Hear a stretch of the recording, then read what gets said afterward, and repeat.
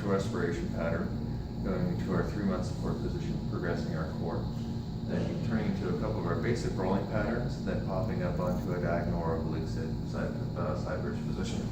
So as always, we're going to start with our breathing, 4 points. We're going to feel good expansion. And breathing out into all different spots of the abdomen, anterior and posterior. A little bit of rib expansion too, nice and even. If we have that, we can then pick the legs up and arms up too, making sure we maintain the cylinder as we go back and forth.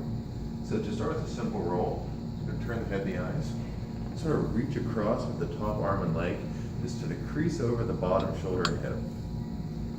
Come back up to the beginning position. Come across. Go each way. So if that feels nice and smooth, what we'll do is as we roll across, we'll post up on the elbow, forming a line from our forearm and elbow down to the hip. So as we go back and forth, as we reach across with the top leg and arm, transition, we're going to feel a nice smooth line forming from the forearm and the elbow into the hip. We need that connection for our oblique and our lower shoulder blade musculature. This is a great training tool for that. And at the top, as always, we can put a little head turn into it as we go each way. As we come across, that feels nice and smooth. We can then progress to overload the hip a little bit more and raise the body up a little bit into a little bit of our diagonal side bridge.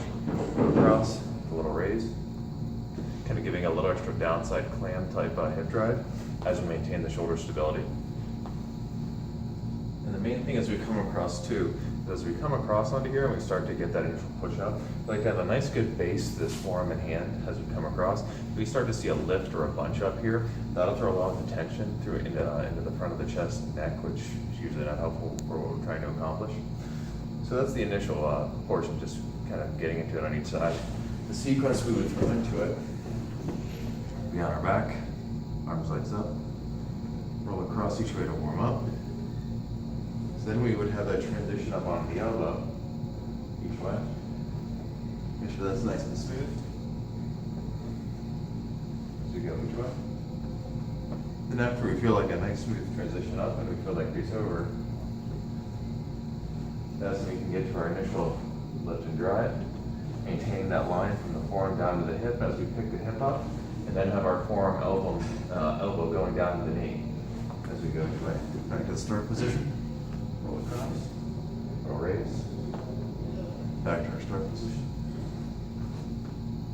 Right across, just alternating each way. Building that line each time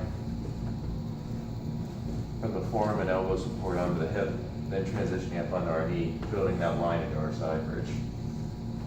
This is almost like a downside clamshell exercise is one way I like to think of it. Instead of upside clam, it's like a downside clam. So we get a nice hip bump out of it, that connection through the middle, and a great trainer for our lower shoulder blade.